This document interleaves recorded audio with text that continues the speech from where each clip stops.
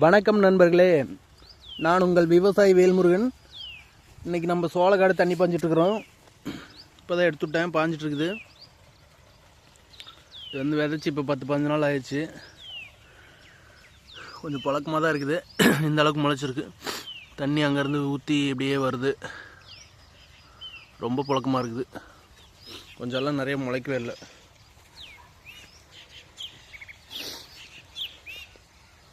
தண்ணி விட்டோம்னா கடகடன்னு வளர்ந்துடும்.